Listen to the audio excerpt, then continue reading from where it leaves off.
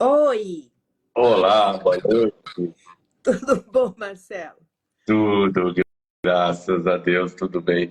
A sua imagem não está aparecendo para mim, mas está aparecendo aí normal? Então, aconteceu a mesma coisa na segunda com outro Marcelo.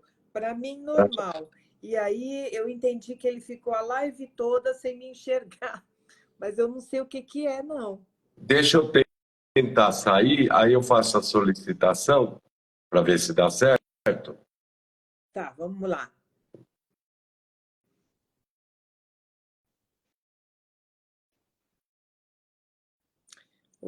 Olá, pessoal, boa noite.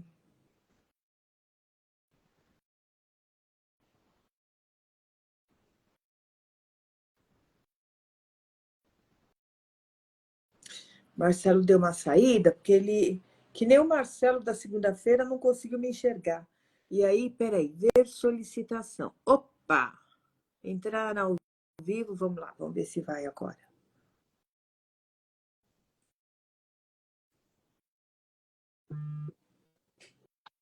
Pronto, conseguiu? Consegui, mas para você não aparece para mim aqui. Que coisa engraçada, viu? É. Será que a sua câmera está ativada? Não está ao contrário? Você teria que Olha, virar talvez a câmera. então, eu tenho medo de mexer aqui, mas como o Marcelo, a live saiu legal, só que ele também não conseguiu me enxergar. Ele fez Ó, a live toda sem me ver. Ah, é aqui embaixo, ó. Você clica aqui embaixo, ó. Aqui tá, mas tem o som, tem o você quê? tem o som, um microfoninho, a câmera, e aí tem uma setinha para cima, uma setinha para baixo. Ó, aí você consegue mudar a câmera. Aonde tem esta setinha? Eu estou vendo a câmera, depois Isso, duas figurinhas, depois o ponto isso. de interrogação e depois, ó, se eu fizer, não, esse aqui não é. Não. É a setinha, uma para baixo e outra para cima. Você tem o microfone, a câmera e as setinhas. Talvez a sua câmera está invertida. Então, mas eu não vejo isso não. Eu só vejo a câmera, duas figurinhas, que é onde eu te chamo, tá? Aham. E depois um de pergunta, não tem isso não aqui para mim. Ah, na tela. Isso na tela. Onde está aparecendo as pessoas que estão entrando. Não aparece para você? Nada. Ah, não, então vamos seguir assim. Não tem problema. Puxa, mas que chato, hein? É, Só aparece. Ah, achei. Peraí. achou? Ah, as duas setinhas? Não, Isso, ó. clica nela para Já ver se a gente. cliquei, mas aí aparece outra coisa, ó. Você tá vendo que aparece outro lado? Não, não aparece para mim nada. Que esquisito. Muito. Bom, vamos ter que tocar assim, depois eu vou ter que descobrir o porquê, porque aconteceu exatamente a mesma coisa na segunda-feira. Sim, sim. Olha, você, como médium, vai visualizar e vai falando comigo, tá bom? Depois você assiste. Eu vou falar pouco porque eu estou tendo meio que uns acessos aqui de tosse. E Nossa, eu mas tá brinquei com. terrível. Tá terrível, por causa que é uma oscilação muito grande de temperatura. E eu brinquei com Sim. você do médium que vai me visualizar aí, e eu passei Ah, alguns momentos imaginando a encruzilhada. Eu imaginei eu sentada numa encruzilhada, tá? sim. E eu me lembro que nós encerramos não sei bem se encerramos, porque a gente conversou muita coisa e todo mundo adorou a live, mas eu me lembro de você comentar que a encruzilhada, ela representa quando nós todos, muitas vezes, estamos numa encruzilhada, que é o título do seu segundo livro, E, que a ideia é estar conversando sobre esse segundo livro, que é o Conversa sobre Encruzilhada. Então, eu fiquei e, imaginando, não só eu, mas depois quem estiver aqui assistindo, quem for assistir, visualizando o que seria estar nessa encruzilhada. E vou jogar para você de novo, para você continuar a minha sim, pergunta aqui. sim.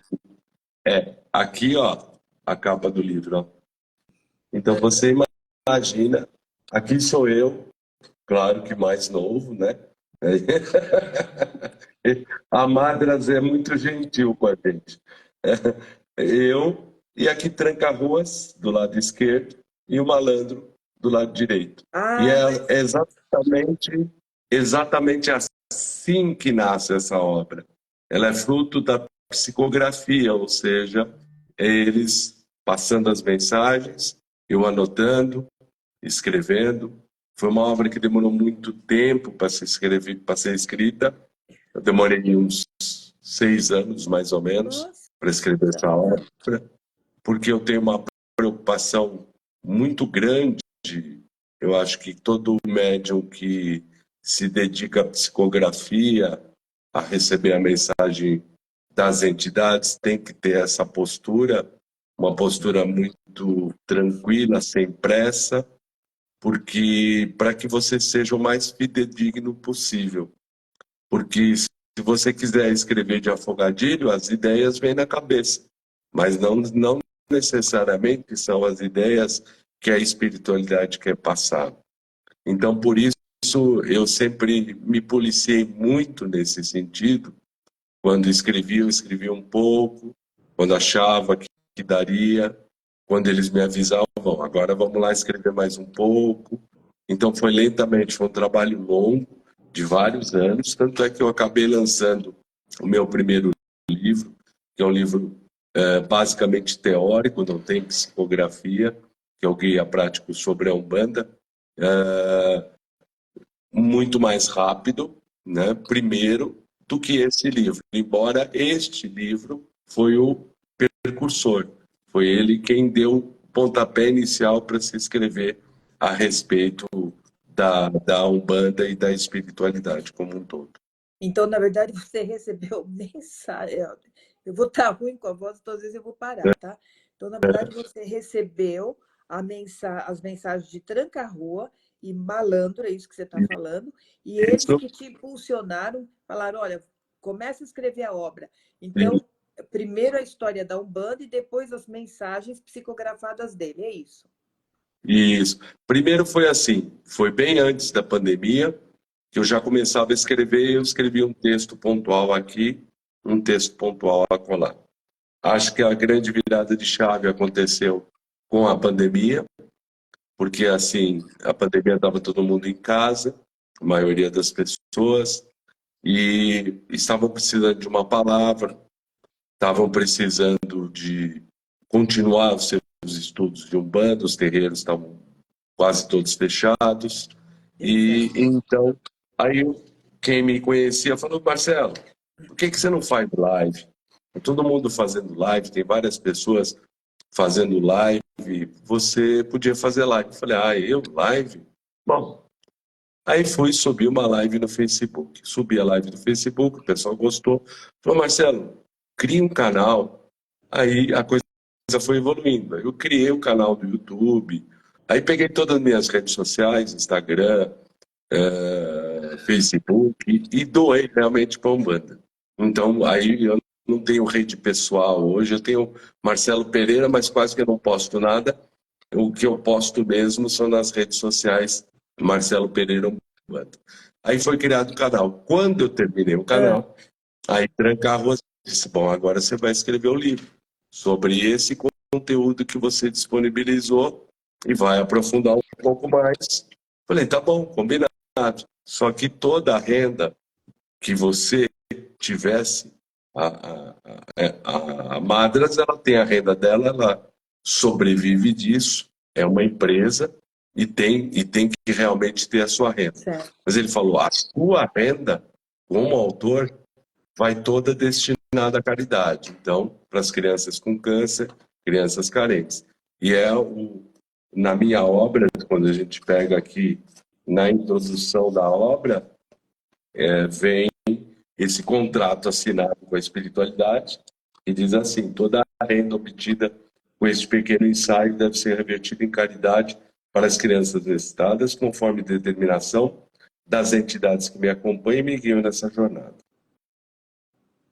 E aí, então, surgiu essa coisa, aí saiu o primeiro livro, que foi o Guia Prático sobre a Umbanda, e, claro, já estava caminhando com a conversa de encruzilhada. Aí saiu, foi publicado, aí eu formatei, aí realmente estava pronto, falou, não, agora, então você pode publicar o segundo livro, que na realidade foi o primeiro. O segundo foi o primeiro. O segundo foi o primeiro, entendi. Eu vou pedir licença para eles, tá? Se eu falar alguma bobagem, Não, alguma claro. ignorância, né? Porque, como eu falei, eu estou começando a estudar também a Umbanda e sou apaixonada, mas ainda falta muito aprendizado. Sim, A minha sim. licença é pelo seguinte, ó, o tranca-rua, ele é muito conhecido. Sim. É muito comum as pessoas terem vou colocar afinidade com o nome tranca-rua, tá? Sim. O que eu entendo é que não é um tranca-rua, é uma falange, é isso? Isso, é uma falange. Exatamente, uma falange de espíritos que recebem essa denominação, tranca-rua das almas, né? É bom a gente entender, porque quando a gente passa numa consulta, aí fala, qual o nome do senhor? Ele vai dizer, tranca-rua das almas. Uhum. Mas esse é o nome dele? Não. Esse é o nome da falange para a qual ele pertence. Mas o espírito não usa o nome, aí a gente volta um pouquinho para a gente ter a compreensão do que é uma entidade que baixa no terreiro de Umbanda, né? Tá. A gente precisa entender isso. É um espírito que teve a sua vivência carnal, tá?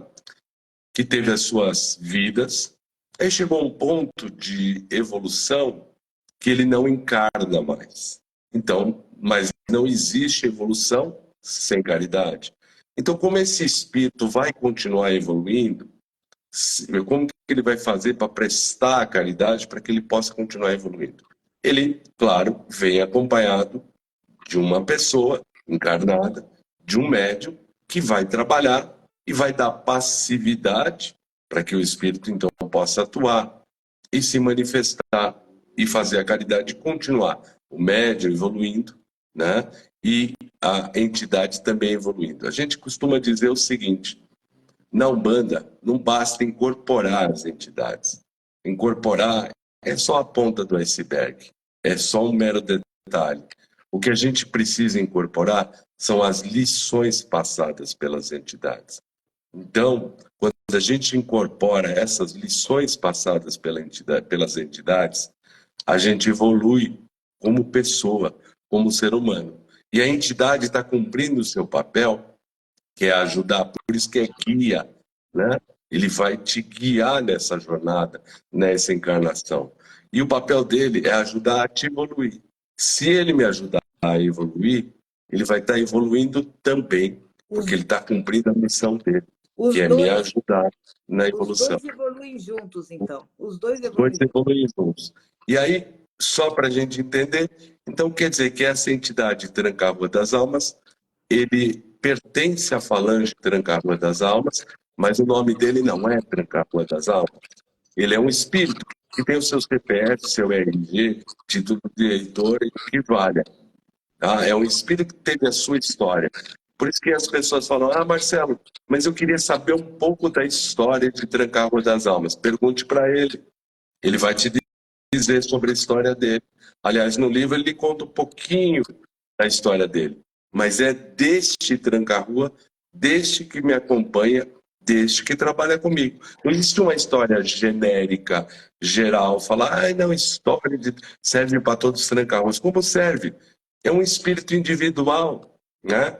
E aí, para a gente entender a questão da nomenclatura, do nome, se tem importância ou não tem importância, a entidade dá o seu nome, a gente volta lá quando foi fundada a Umbanda, não criada, isso é importante que se diga, porque ela foi fundada por Zélio, mas a manifestação do culto de almas ela já existia.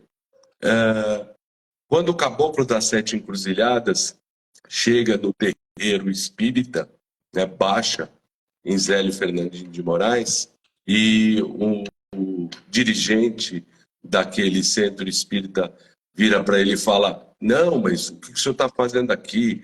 Qual o seu nome? Ele pergunta para aquela entidade, para aquele espírito, qual seria o nome? E ela responde: isso é de uma preciosidade que as pessoas às vezes deixam o detalhe passar, e o detalhe é importante. Ele diz assim: se vocês querem um nome, eu lhe darei um nome. Veja a profundidade dessa afirmação. Se vocês querem um nome, eu lhe darei um nome. Eu sou o caboclo das sete encruzilhadas. Para mim, nunca haverá nenhum caminho fechado. Quer dizer, o que ele quis dizer ali? Que para a entidade, para o espírito, ele não precisa de um nome. O nome é um mero detalhe. Ele precisa do quê? Ele quer estar ali para trabalhar, para prestar caridade, para ajudar as pessoas. Ele não precisa de um nome. Mas que vocês, já que vocês fazem tanta questão,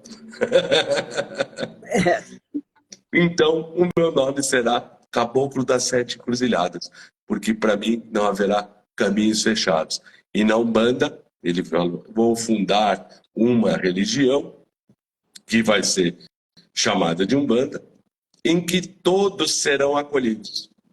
Ou seja, uma religião que prega pela ausência de qualquer tipo de preconceito. Não há preconceito. O preconceito não casa com Umbanda. Então, os espíritos mais evoluídos, nós aprenderemos.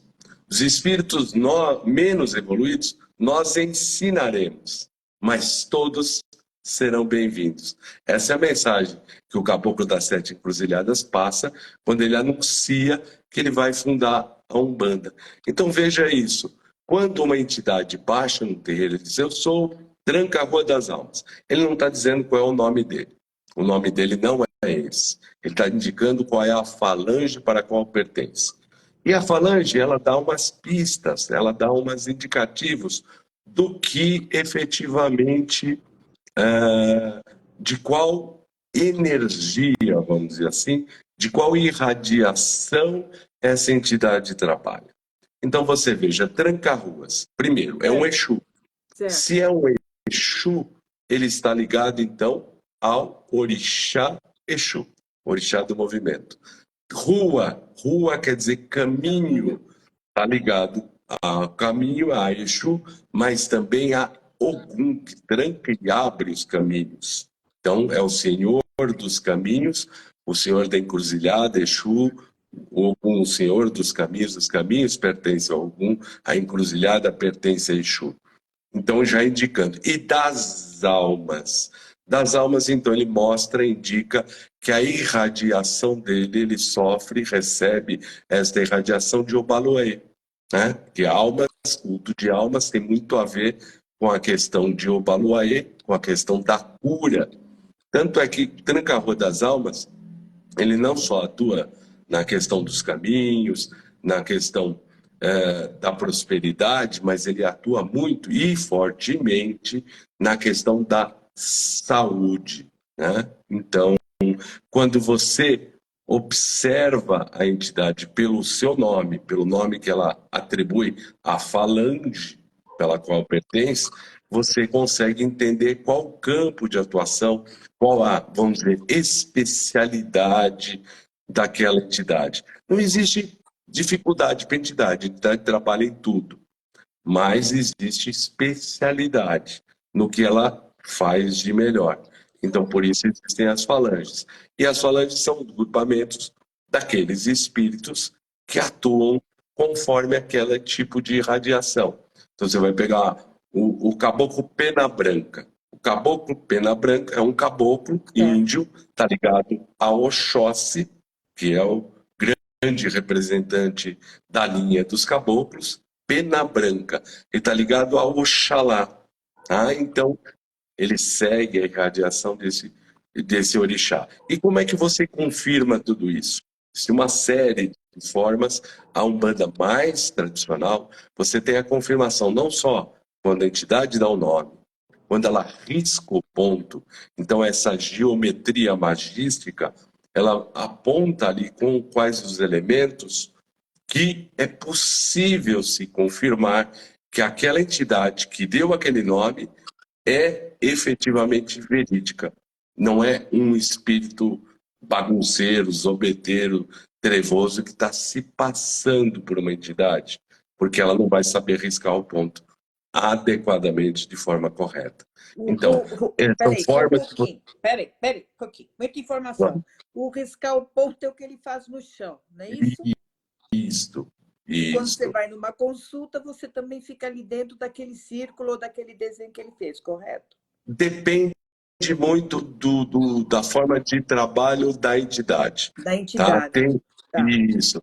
Tem entidades que, por exemplo, riscam o ponto dela e a Dela. pessoa Tá. fica no meio do ponto. Tem entidades que riscam o ponto atrás dela, porque aí é um ponto de descarrego. Então ela vai trabalhar o consulente e vai jogar naquele ponto, tá? E tem, pode ser o ponto dela, como pode ser um ponto específico para aquele trabalho que ela vai realizar naquele momento. Entendi. Então, de repente, falar, olha, mas esse ponto não é o ponto que Tranca-Rua costuma riscar. Não, mas ele riscou esse ponto porque ele precisa desses elementos desse ponto para um trabalho específico. Para a necessidade daquela pessoa que está ali, daquele assistido que está ali. Isso. Outra coisa, você disse assim, ó, entendi que o Ogum e o Obaluaê trabalham junto com eles, é isso? Com Tranca-Ruas, porque é Tranca-Rua das Almas. Tá. Então, Exu, ele recebe a irradiação de 3 orixás: Exu, Ogum e Obaluaê. Entendi. Também não sabia disso, não. Porque aí você tem Tranca-Ruas, só Tranca-Ruas, Exu e Ogum. Tá, só Tranca-Rua. Tranca-Rua das Almas, então aí entraria a participação do Obaluaê, é isso? Isso, por causa das almas. Entendi. Entendi. Aí outra coisa, quando, vamos supor, eu vou no seu terreiro, parece que também não é esse nome, não sei, eu estou meio perdida aqui. Bom, quando eu vou, dá para ver as entidades que me acompanham. Talvez não para todos, mas eu estou criando uma situação. Quando essas entidades entram no seu terreno, elas precisam entrar em sintonia com este terreiro, correto? Deixa eu entender melhor. Pode refazer a pergunta que eu não consegui. Tá, ó, que também deve estar te atrapalhando não me ver, né? Mas eu sinto muito. Não. Eu fui no terreiro. Isso. Tá? Entrei lá, vou numa consulta. O Isso. Tranca-Rua, que é o que está com você, pode ter acesso a ver as minhas companhias espirituais. Sim, tá? Sim. E essas entidades, elas precisam se alinhar com o terreiro que eu estou entrando, se eu for continuar indo ali. É assim que funciona? Claro, sim. Porque assim, não existe trabalho solitário. Tá? Todo médio da corrente, toda entidade, se forma uma coisa que se chama egrégora. O que seria egrégora? A conjunção de forças. Então, não existe trabalho solitário de uma só entidade em um terreiro. Todas as entidades, elas formam uma corrente. Por isso que a gente chama de corrente mediúnica, egrégora. É a força que é aquela história. A união faz o açúcar, mas também faz a força. Então, são toda aquela energia daquelas entidades todas juntas que formam essa corrente. Então, quando o médium passa a integrar a corrente, ele passa a integrar uma casa, ele passa com as suas entidades a integrar aquela corrente mediúnica. E aí, claro, Por isso exige uma responsabilidade imensa por parte do médium, né, para ter conhecimento de que ele vai fazer parte de uma egrégora. Por isso existem preceitos que ele deve seguir, ele deve tomar seus banhos, deve manter sua vela firmada, deve evitar o sexo, evitar a ingestão de carne vermelha no dia que antecede a gira, pelo menos 24 horas. Tudo isso é uma preparação do médium para que ele não crie o quê? Brechas, para que ele não rompa essa corrente. A falar, Marcelo, mas e se o médium não estiver preparado e houver ruptura da corrente? O que pode acontecer? Pode acontecer inúmeras possibilidades. Pode acontecer que na ruptura da corrente, as demais entidades mais evoluídas e mais preparadas vão ter um desgaste maior, tá, energético, para manter a corrente estável, ok?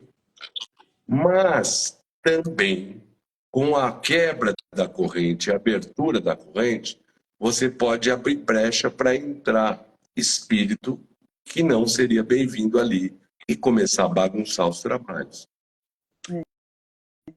Marcelo, vou contar uma coisa para você. Vou tentar, né, gente, por causa da questão da minha voz, né? Eu lido com espiritualidade há muitos, muitos anos. E eu fui aprendendo com a própria espiritualidade no consultório, né? Porque a minha base é psicologia, né? Que toda vez que entrava uma pessoa nova para ser atendida, mexia na estrutura, no campo, né? Na egrégora do consultório, né? Eu sentia claramente isso, tá? Sim. E aí eu fui aprendendo com eles que dependendo da condição daquela pessoa, ela não ficava, eu não precisava me preocupar, ela não ficaria no consultório, ela poderia ser encaminhada para um outro local. Sim. Por quê? Para não interferir na egrégora. Não é, a egrégora é o campo tanto do trabalho que é realizado, como das pessoas que estão sendo atendidas ali. Sim. Então, eu fui aprendendo, quando às vezes apareciam determinadas pessoas, e a gente sente energia. Médium, canalizador, aonde você vai, você sabe disso, você sente o campo energético, né? Sim. Então, quando às vezes aparecia alguém, eu já sabia que não ficaria, porque eles iriam levá-la, orientar para um outro lugar, aí é uma questão deles, né, do trabalho, para não prejudicar o próprio trabalho das pessoas que estavam ali. Eu estou contando isso para você e deixando até para as outras pessoas que vão assistir esse esclarecimento, né?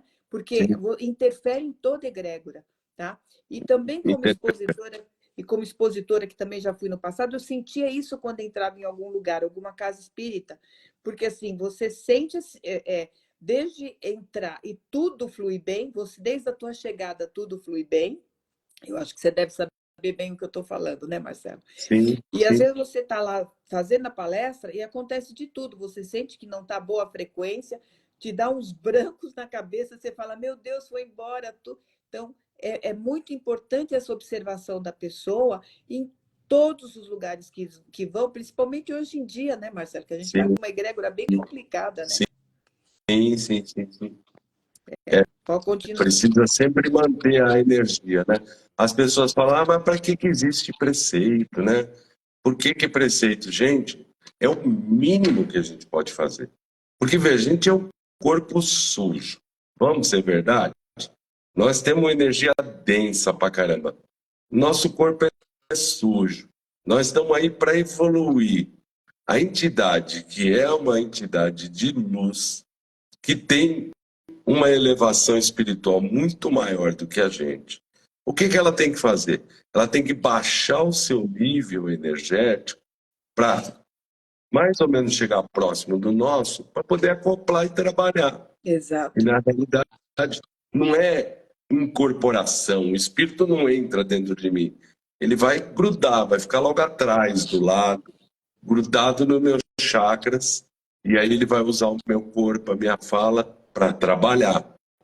Então, ele já faz um esforço danado para isso, para baixar o seu nível energético. Agora, se eu tiver com os preceitos em dia, com as coisinhas tudo em ordem, tudo bonitinho, tudo certinho, vai ser mais fácil para a entidade trabalhar. o trabalho vai ser muito mais produtivo, porque ela não vai ter que usar de energia para ter que me limpar, para poder me ajustar, para poder acoplar, né? E detalhe, ela vai ter mais facilidade no final do trabalho de me limpar e levar a carga que passou pelo meu corpo. Porque a gente atende um monte de pessoas com um monte de carga, carga boa, carga ruim e etc. E a entidade depois vai ter que levar isso. Agora, se você não está cumprindo os seus preceitos, você não está legal, ela vai ter dificuldade. Aí a pessoa fala, ai, puxa, mas eu saí mal, passei mal no final da gira. É, você comeu carne? É, você queria o quê? Ah, mas carne? Por que carne? Porque carne é energia densa, energia pesada. Ela demora a digestão. Então, isso dificulta. Não é questão de ser... então você é vegetariano? Não sou vegetariano, adoro uma picanha. Amo picanha, amo costela, cupim, tudo. Eu sou extremamente carnívoro. Só que no dia da gira eu não como nem frango. Eu como peixe. Por quê? Porque eu quero estar com a minha energia mais sutil possível para facilitar esse acoplamento. E para quando a entidade for embora, ela me descarregue mesmo. Ela me leve, não deixe nada. Entendeu? Então isso é por que não se come carne. Fala, e o sexo, Marcelo? Por que sexo? Porque sexo é a maior troca de energia possível. O ser humano soubesse da quantidade de energia que se troca com a relação sexual, ele escolheria melhor os seus parceiros. Então, quando você mantém relação sexual antes da gira, menos de 24 horas, você não vai estar com a sua energia. Você vai estar com a sua energia misturada com a do outro. Olha que bagunça. Isso não é legal. Não só para a entidade, vai ter dificuldade do acoplamento, vai ter dificuldade da limpeza e etc. Então não é que sexo é pecado. Sexo é maravilhoso. Se não fosse o sexo, a gente não estava aqui. O sexo é a razão da nossa existência, porque se a gente não tem sexo, não se reproduz. A humanidade teria sido extinta, né? Então não é porque é pecado. Essa coisa do pecado é a ideia do catolicismo. Isso não existe, tá? Para um humanista. Mas o sexo é a grande troca energética. E se você quer estar puro, quer estar inteiro, você não pode manter relação sexual. Fala aí a bebida, Marcelo. A bebida é alterador de consciência. A bebida, ela altera a sua consciência, altera a sua essência. Ela baixa também o seu nível vibratório e energético. E por essa razão, é claro, você deve evitar a ingestão de bebida alcoólica. Então são 3 coisinhas simples. Sexo, carne pelo menos vermelha. Eu não como nem frango no dia da gira, nem presunto, nada, nada. Só peixe. Tem gente que fala, não, só a carne vermelha. O preceito é carne vermelha. Eu não como nada, eu sou mais rigoroso. E bebida alcoólica, esses 3. E claro, tomar os seus banhos de erva. Por que é tão importante o banho de erva?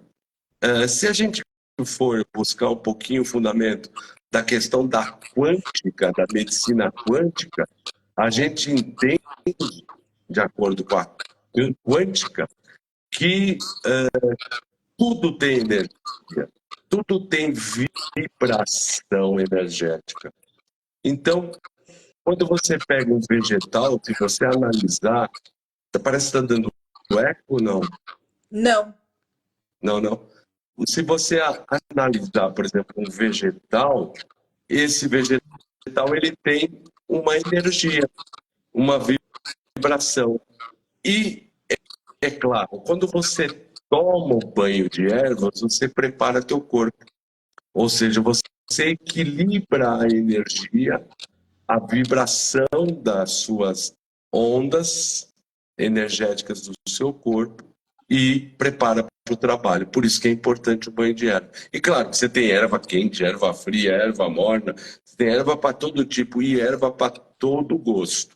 Então, claro, você tem que procurar, né, para o seu zelador, para o seu pai de santo, qual é a erva que você deve tomar banho para se preparar para a gira. Eu costumo brincar da seguinte forma: na dúvida, o Ministério da Macumba adverte. Pergunte sempre para o seu pai de santo.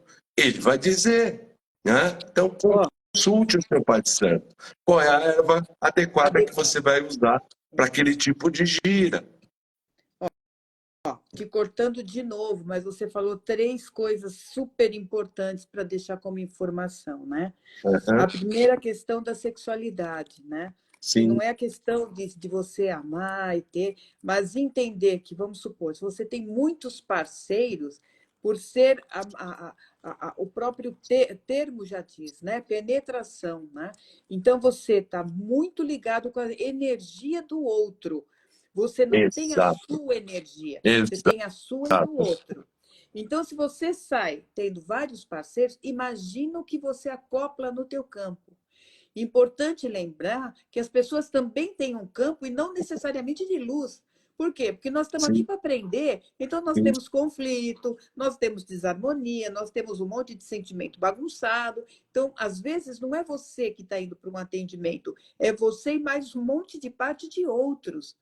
Porque quando nós falamos até dessa questão do campo de cada um, nós temos as interferências, cada um de nós, com os desencarnados e com os encarnados. Às sim, vezes até mais encarnados do que desencarnados. sim, Então é bom prestar atenção sobre isso. Outra sim, coisa que você falou foi do álcool. Exato. Quando uma pessoa bebeu, você não está com a pessoa, você não está com ela. Né? sim, Então não adianta a pessoa ir num atendimento, porque ela não vai, às vezes, nem ouvir, né, Marcelo? sim. E aí também, pelo fato de beber, ela também vai conectar outras entidades também, que às vezes vão mais atrapalhar do que ajudar, É outra certo? faixa vibratória, né? Outra Outra faixa faixa vibratória. vibratória. É isso mesmo. E a última foi dos banhos. Eu ia te perguntar dos banhos. Sabe por quê? Porque as Uhum. pessoas, elas fazem uma bagunça e atualmente eu tenho me preocupado com isso. Então elas entendem assim: eu não estou bem. Então eu vou lá, eu vou na casa de Umbanda, eu pego lá a ruda, e uma pessoa falou recentemente: eu vou tomar banho com espada de São Jorge, com a ruda, e pega não sei o que lá, mistura com o boldo, e me preocupa, porque eu sei que as ervas estão ligadas a entidades também. Então, Sim, você não pode fazer como é que eu posso dizer, um self-service de ervas. sim, Você pode explicar um exatamente. pouco mais isso para as pessoas? É, no mínimo, sabe o que pode acontecer? Uma erva anular a outra. Ah, uma Você erva pega anular. uma erva quente, uma erva fria, vai dar o quê? Nada. Tá, tá. Inclusive, Então, você toma banho de chá.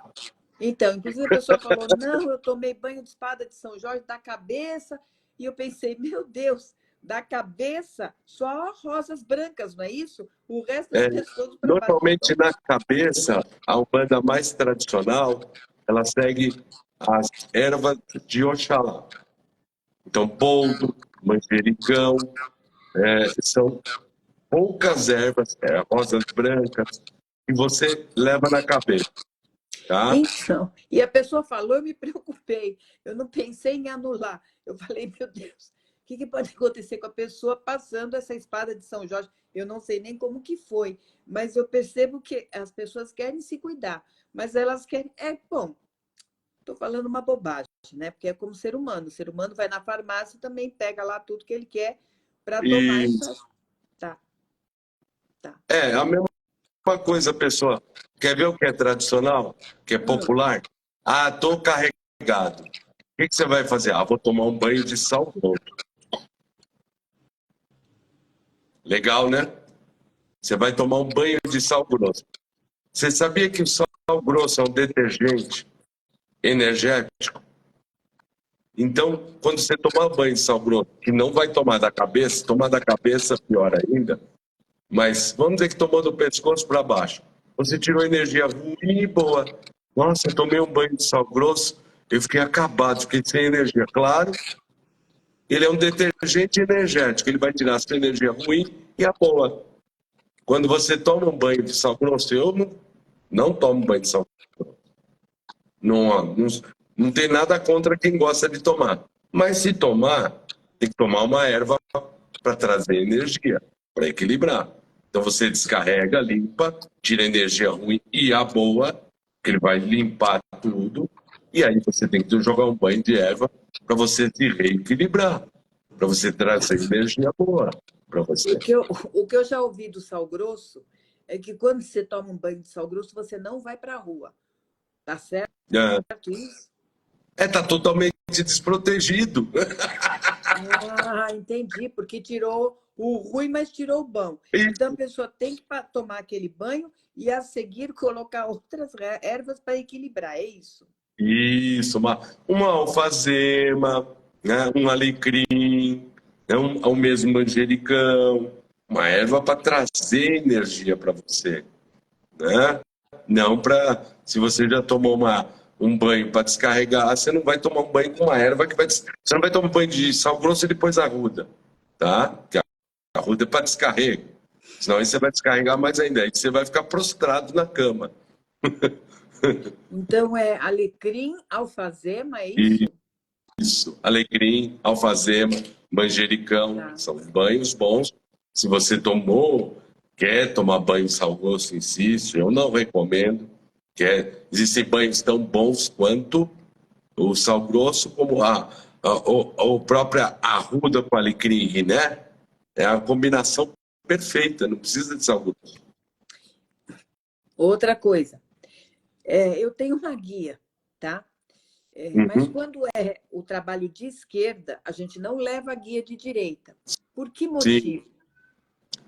Então, isso é por causa da densidade energética. Eu não tenho esse preconceito, vamos dizer assim. Existe densidade energética entre guia da direita, a linha da chamada direita e linha da esquerda. Mas, por exemplo, eu trabalho com a guia do meu orixá. E ela está junto com quem? Isso aqui eu uso diariamente. Se você for ver aqui, eu tenho o guia de Exu, Exu Veludo, que é tudo da casa, Oxaguian, que é meu pai de cabeça, e Orixá Exu. É tudo junto no meu pescoço. Como é que a gente sabe isso? Que você vai tocando nos assuntos, eu vou lembrando o que eu queria perguntar. Como é que eu sei o que é de cabeça? Tem como a gente saber isso? Então, normalmente, orixá de cabeça você faz através da leitura do jogo de búzios. Tá? Isso é uma técnica, é o chamado Erim ou Merim de Logum, é uma técnica do candomblé, que é o mais acertado. Na Umbanda, aquele zelador que tem iniciação no candomblé, que já cumpriu seus 7 anos, e para você jogar búzios, para você ter mão de búzios, você tem que ter os 7 anos, aí você tem como fazer. Caso contrário, o zelador que não é iniciado no candomblé, ele pode eventualmente fazer a leitura, mas com o auxílio das entidades que trabalham com ele, com o guia-chefe da casa. Certo. Entendi. Bom, voltando mais para o tranca-rua. Isso. Tranca-rua das almas, tá? Isso. Qual a mensagem que ele deixa para o nosso momento atual? Qual a preocupação deles? O que nós devemos fazer? Muito bem. A mensagem devemos ser, né? A mensagem que ele tem, eu vou me permitir aqui de ler apenas um trechinho, que eu acho que essa mensagem é de uma mensagem extremamente importante. Chama gratidão.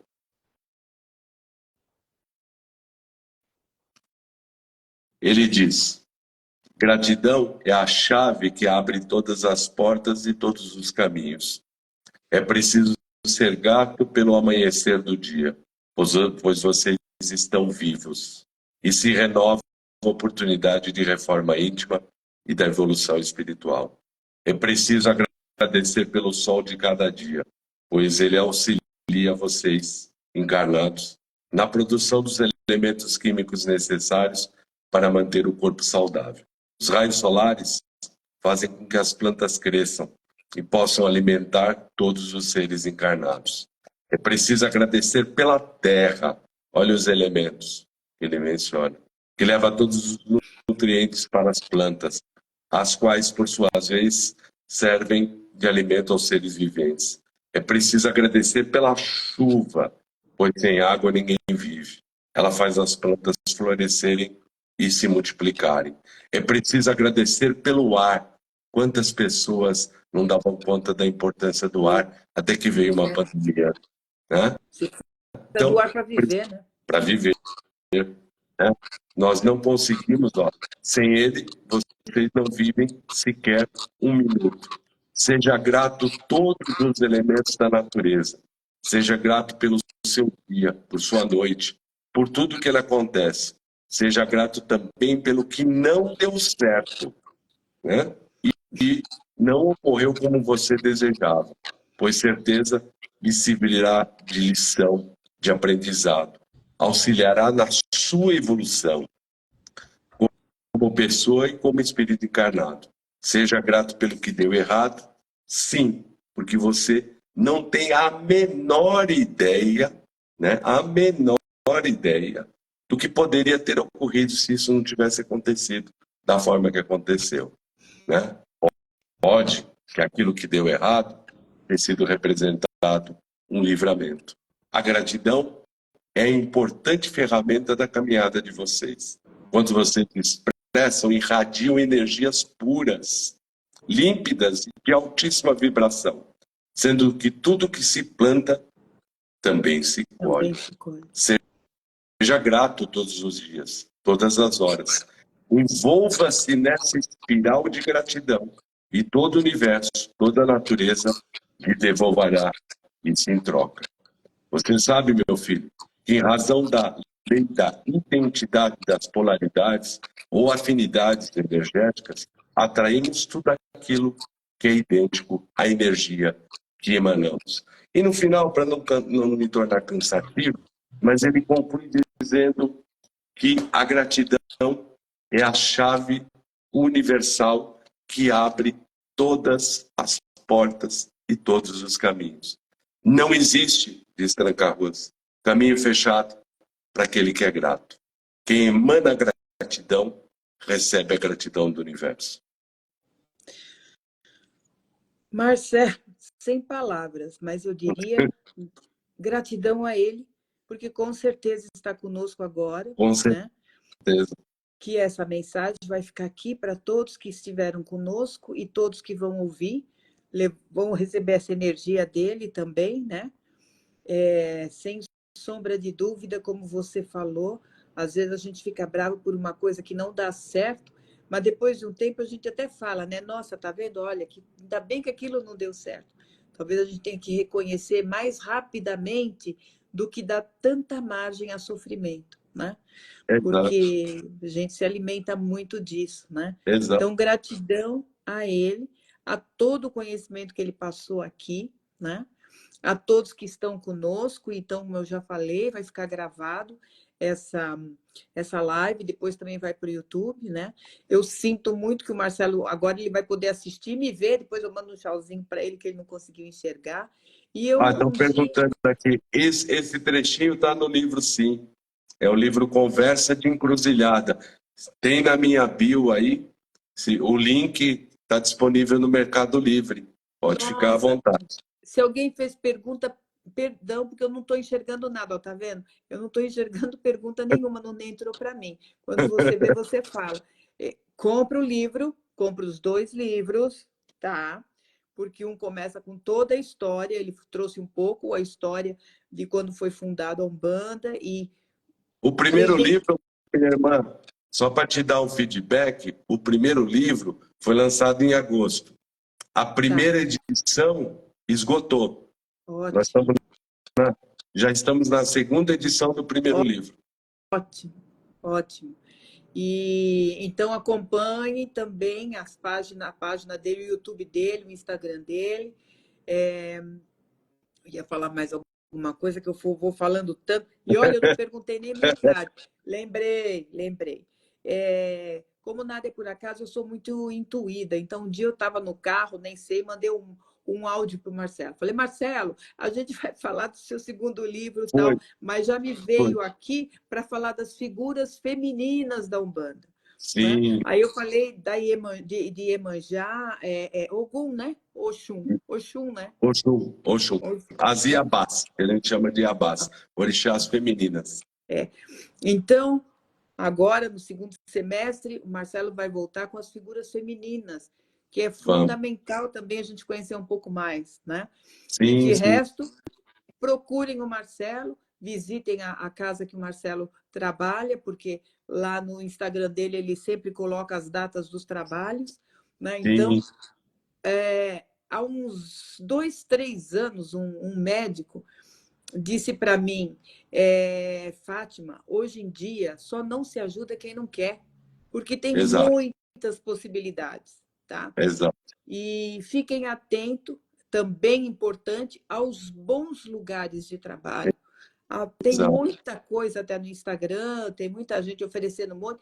Fiquem atentos àquilo que é bom, que é uma Sim, preocupação muito grande, do mesmo jeito que eu falei para ele, que eu fiquei preocupada que as pessoas estão usando ervas aleatórias, né? sim, E sim. precisando, manda uma pergunta para o Marcelo lá no Estou Instagram sempre à dele, né? disposição. Eu respondo todas as perguntas na medida do possível. Assim que elas chegam na caixa, eu respondo. Não tem problema nenhum, pode me chamar. Tá. E a última coisa, para antes da gente encerrar, você falou do tarô. Você faz leitura de tarô? Então, isso é uma, assim, particular. Não faço aberto para as pessoas, tal. Eu tenho leitura, sim, tenho mão de leitura de tarô, sim, mas não é uma coisa que eu faço isso como Entendi. Não, você não usa isso para essa. Entendi. Já entendi, acho que o e- pessoal também entendeu, tá? Acredito que até se as pessoas forem se consultar com você, pode até ter um. Eu acho que faz sentido, né? Vou sim, parar sim. por aqui para não falar mais nada. Então, ó, vocês já sabem, aguardem, que agora vem férias e tudo mais. Em breve, no segundo semestre, Marcelo vai voltar com as figuras femininas da Umbanda, Com tá? E certeza. gratidão para você, gratidão para o Tranca-Rua, Axé. tá? Aprendi muito, como muita gente aprendeu muito, muito respeito a todas essas entidades, um amor do fundo do meu coração, daqui a pouco já estou chorando, porque eu já recebi muito da Umbanda e já levei muita bronca também, acho que todo mundo que passa lá leva bronca. E até o nosso próximo encontro. Gratidão, Marcelo. Boa noite, Gratidão. pessoal. Obrigado.